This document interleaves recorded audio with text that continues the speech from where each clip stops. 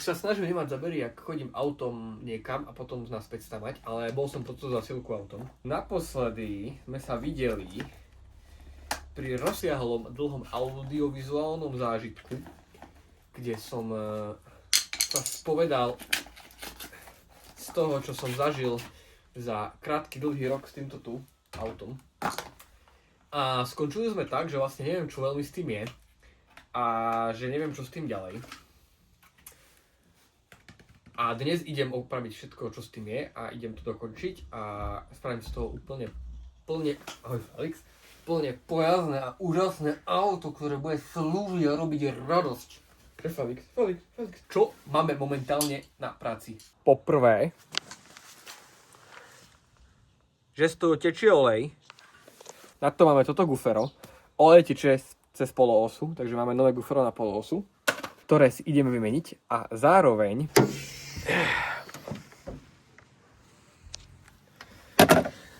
ideme dať dole túto vaňu. Tam je skrytá. Áno, nevidno ju. Čo vlastne je olejová vaňa prevodovky, v ktorej je vlastne prístup ku mechatronike, kde opravíme padanie do núdzaku a to, že nedokáže zamknúť hydromenič. Ide o to, že tam vo vnútri hlboko sú také solenoidy a také solenoidy. Keď som nevedel, čo je s tým, a myslel som si také solenoidy a také solenoidy. A presne tento, to není, presne tento, takzvaný solenoid SLU, má pravdepodobne nastavený príliš nízky pracovný tlak a tým pádom auto nedokáže zamknúť. A tým pádom to nemôže fungovať, jak to má. No, takže tak. No, čiže tým, že je ten tlak príliš malý, lebo ja som to mal rozoberať, tak keď som to čistil a je celkom možné, že som to neposkladal úplne ako by som mal, tak to nemôže fungovať tak, ako by to malo a preto nám to hádže tie chybové kódy a zamyká prevodovku do núdzového režimu. Takže poďme to skúsiť a snáď nám to pomôže.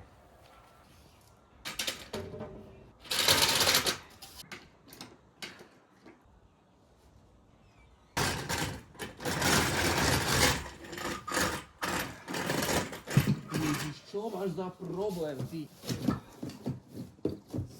Jedno jediné šťastie, ktoré mám, je to, že disponujem úplne všetkým náradím, všetkými vecami a hlavne všetkými vedomostami a schopnosťami, aby som dokázal bezpečne a totálne tak vysoko, ako potrebujem, zdvihnúť toto auto. Takže easy.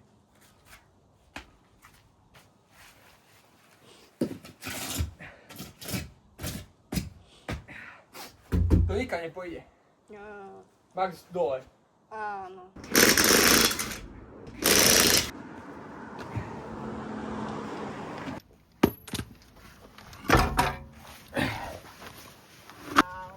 A ja som na dnes skončil, lebo už mám profi zástupcu.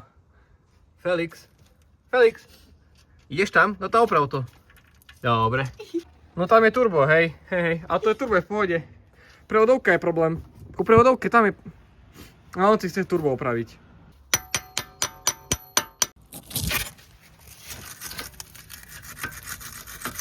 No toto bolo nedávno rozobrať, takže by to malo ísť v pohode. Pokiaľ teda tento to rozoberal, mal dobrú náladu a neutiahol to tak, že to nikto nerozobere.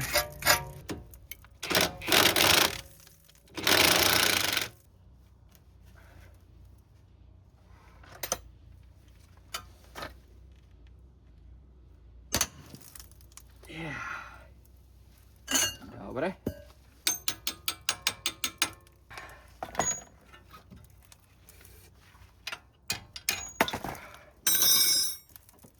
Tak. Stadiaľ nám krásne teče olej.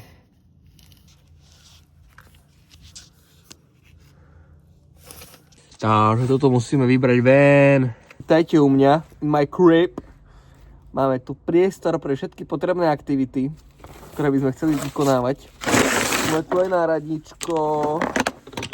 Áno. Shout out Tatušo, že vytvoril takéto úžasné svetielko, ktoré ja si dám hoci, kde to je bomba. Počkaj, akorát tu mi to zavádza, ale to je úžasný vynález, ty kokos. Ja si ho dám presne, kde potrebujem, mi svietilo. A ja som syn tohto človeka. Takého mudrého.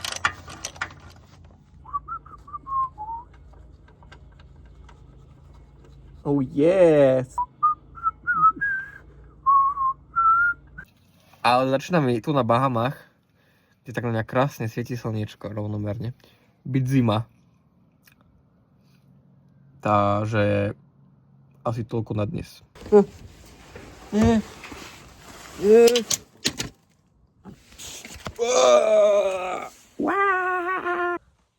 No, takže auto je v mierne naklonenej rovine. Takže uvidíme, či to čo zrobí, alebo nie. No dobre.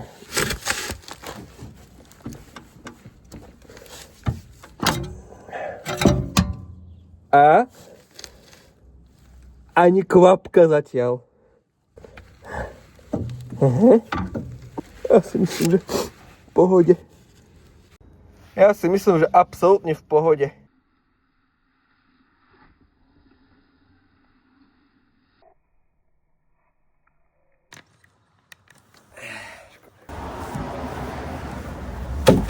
Olej vypustíme. Potom ho tam vrátime cez sitko. Kto chce namietať, tak ten olej tam je asi 2000 km. Ten kilometr asi 100 000. Je tam dvojicu 1000 km. Kto videl chlapcov, čo v Anglicku či kde opravujú Bugatti Veyron, tak takisto tam liali ten istý pravdový olej, čo keď som videl, som bol, že preboha, akože sorry, ale tak opravuješ miliardové auto a samozrejme úplný spodok tam nenalejem, bo proste ten vrch, nechám to sadnúť, nenalejem tam úplne všetko na spodku, nechám ten bordel a to už doplním čistým novým olejom, ale podľa mňa na to, čo to je,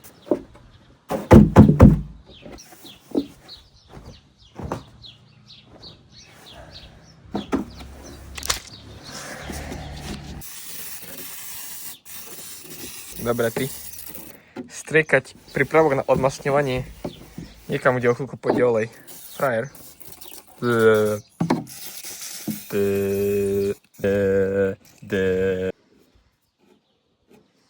Jesť by sa z toho dalo. Minimálne taký screwdriver by som sa tu nebal namiešať.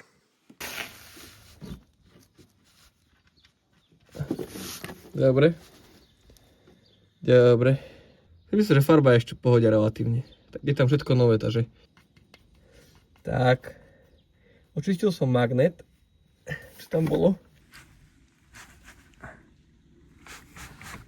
A teraz môžeme vyťahnuť toto tu. Keďže sa potrebujem dostať sem. A takže aj z toho môže vytekať pomaličky olej. Dobre.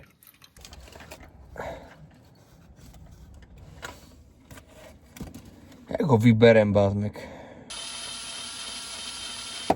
Dobre. Vrtak som zlomil.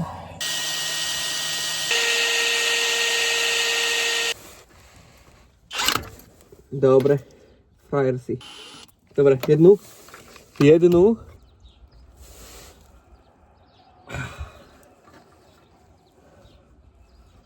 Si neraničím tými rukami úžasnými, sexuálnymi.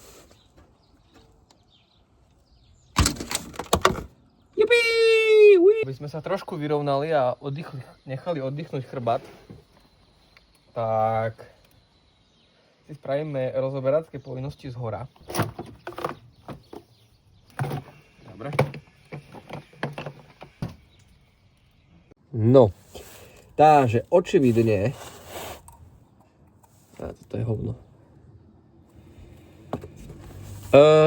Očividne to pôvodné Gufero tam bolo o hodne menej dané, ako by tam byť malo. Čo je moja chyba, lebo ja som ho tam dával. Ale myslím si, že aj ten, kto to menil predtým, alebo kto predtým rozberal tú produktu, ho dal zle. Pretože ja som ho dával iba tak, ako bolo to, ktoré som vytiahol. A som si to viacej neskontroloval.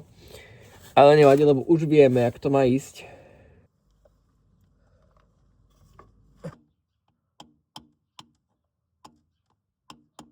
Dobre, nikam sa netreba ponáhľať, pretože ono, keď sa človek ponáhľa... Že keď sa človek ponáhľa, tak si potom buchne po palci. Ponáhľať sa neznamená mať to hotové rýchlo. Pomaly znamená precízne a precízne znamená rýchlo. Ako ťukač som bol vždycky v pohode. No, takže. Denník Šikuláka je až moc naťukaný. Tak, jak predtým bol veľmi. Málo teraz je až moc. Ale v princípe to nemusí ničomu vadiť, pretože ten hriadeľ je rovnako opracovaný, rovnakou drsnosťou materiálu po celej svojej dĺžke, až pokiaľ nekončí. Takže ho zarovnám. Nech je pekne rovno. Uvidíme, no, asi pravdepodobne. Postupne povolujem šruby, snažím sa samozrejme nestrhnúť z hlavu, pretože to by bol prúser. Jak to raz strhnem, si zarobím na také starosti, že katastrofa. Motor mám zhodený z úlohosílan blokov, ktoré sú tu na nápravnici. Nápravnicu som spustil na šrubách a motor si teraz pridvihujem, tak aby som nič neotrhol. Jeden silom blok, ale aby som... No takže mám povolené úspešne všetky skrutky.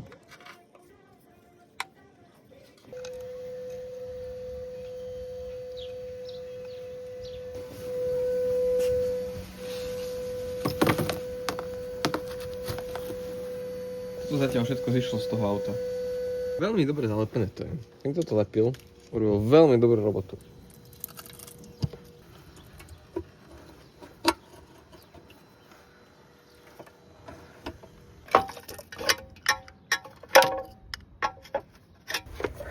Kebyže spustím vodu, by to bolo ľahšie. Ale ja vodu spúšťať nechcem. Tieto solenoidy ja som repasoval. A repasuje sa to tak, že toto zbrusíte, tento koniec sa zbrusí.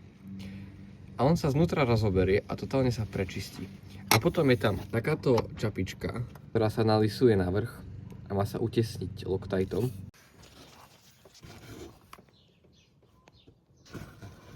Takže mám to vonku. Aby som vybral tento, musel som odpojiť aj tento, lebo kabel nepustil.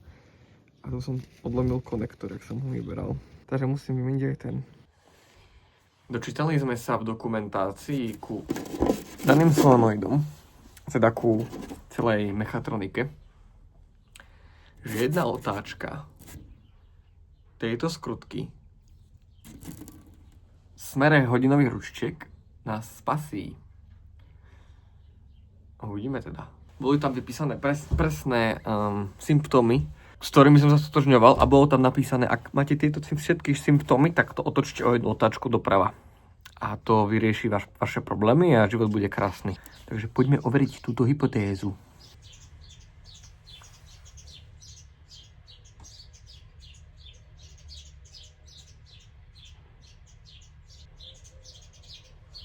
Tada!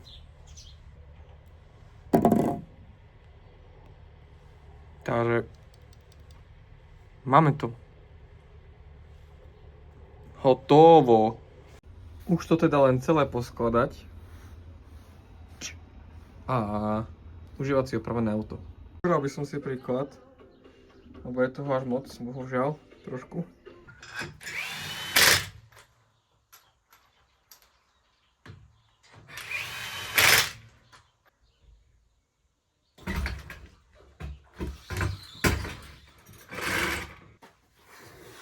Ono to je na svojich kolesách.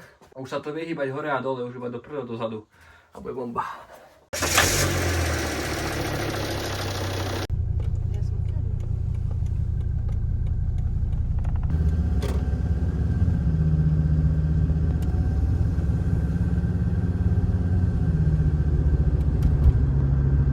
Co sa zistuje, že aký olej vyteká, jaká kvapka oleju je.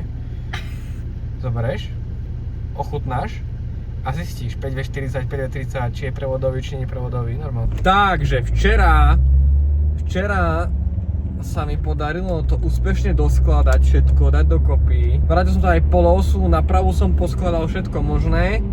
Prefiltroval som olej, nalial som ho a išli sme to skúšať, jak bolo vidieť. A v podstate čo sme zistili, na čo sme prišli, je, že mám malo oleja, respektíve olej bol tak na minime toho, čo je akceptovateľné, takže idem teraz kúpiť olej.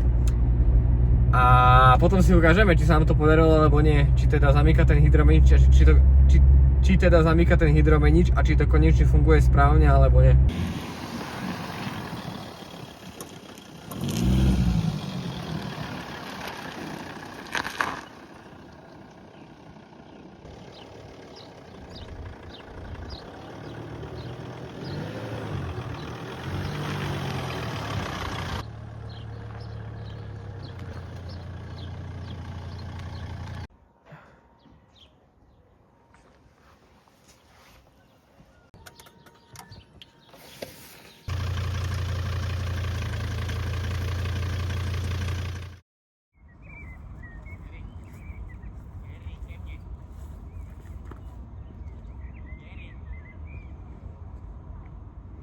Tak, a to boli vlastne posledné zábery, čo z toho celého mám. Som na seba brutálne hnevaný, pretože si pamätám, že som toho mal viac. Pamätám si, že som mal záber na diagnostiku a presne na moment, kedy vlastne ten hydromenič zamkne, bolo tam pekne vidno,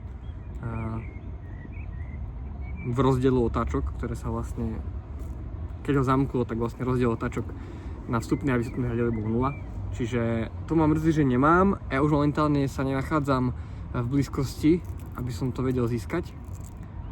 A tak tie posledné zábery, čo boli, tak to vlastne bolo o tom, že ja som chcel ísť za nejakú skúšobnú jazdu. Keď som si všimol, že pod autom je mláčka a začal som skúmať, čo akože taká mláčka môže robiť pod tým novým opraveným autom, ktoré vlastne bolo bezchybné, hej, už ten moment. Tak malo aspoň byť. A vlastne som videl, že po prevodovke proste po boku tej vane steká smerom až cez ten najnižší bod a proste, že to kvapka na zem a celkom dosť to kvapkalo a bol som z toho celkom nechutený, pretože samozrejme prvá vec, prevodový olej mi tečie, však mal som to rozobrať, asi som to zle zalepil.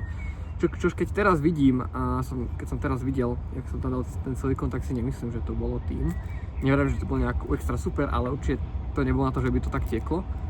A ja som to auto potom nechal stať asi nejaké 2-3 týždne, prepadala tomu technická, alebo tomu neprepadala technická, tesne, neviem, ale stalo nejaké 2-3 týždne, ja som riešil iné veci. Potom sa išlo na technickú, pre technickou som zobral prštek, zobral som silikoník a opatlal som celú vaňu pekne na gáča dookola, pretože proste som potreboval nechcel som, nech tam tečie na STK a nechcel som, nech prepadne, presne tak. Dal som tam aj spodný kryt, keby náhodou niečo malé kap, tak aby proste, hej. Samozrejme, že to netrebalo, lebo auto bolo v technicky perfektnom stave. Ale chcel som, nech to pekne vyzerá, presne tak. Chcel som, nech sa to páči pánovi kolegovi, ktorý si inak dal aj na TikTok, že robí STK toho auta, takže to je zlaté. A to potešilo, keď som to našiel. A potom vlastne, jak sa spravilo STK, tak na aute som už iba jazdil tie 3 týždne, odkedy sa spravilo STK, dokedy som odchádzal sem ku pánovi Pavlovi, tak som vlastne na tom iba jazdil. A no jak človek jazdí, tak začne aj cítiť nejaké pachy, keď sa to zhoreje a tak. A ja som začal cítiť naftu a necítil som prevodový olej, cítil som naftu a opäť boli mláčky.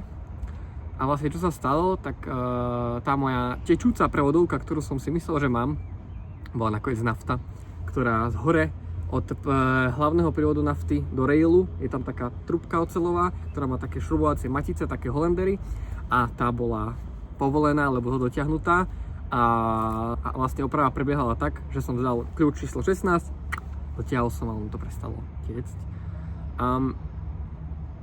Ono bolo to, pretože ja viem, že keď som naštartoval a keď som sa iba chvíľu vozil, to netieklo, ale potom, po dlhšej jazde, keď vlastne dosť nafty nakvapkalo na prevodovku, to potom začalo stekať dole po zastavení. Čiže auto jazdí, auto je síce zavesené na Vazoši, aj myslím na Facebooku, je na predaj, ale okrem toho dennodenne jazdí, spĺňa svoje poslanie, auta na daily, ktoré vlastne doručuje z bodu A do bodu B, ľudí prepravuje a vlastne slúži. Takže to je taký záver toho. Občas prevodovka ešte zrobí nejaký s tým teraz ja nič nespravím. Momentálne to funguje, nekopie to nejako extra, oproti tomu, čo to bolo, je to naozaj veľmi pojazdné auto. Prevodovka už nepadá do núdzového režimu, ani kvôli hydromeniču, ani tak. Takže vlastne akože misia, I guess, akože podarená. Určite to auto živé. Stále keď som bol smutný z toho, že sa mi nedarilo, tak som sa na to snažil pozerať tak, že nebyť mňa, tak to auto je už rok a pol v podstate zošrotované niekde na náhradné diely, alebo je z neho placka. Takže vlastne hoď to nie je, možno že úplne, že no nie je to nové auto, tá prevodovka nie je v stave nového auta.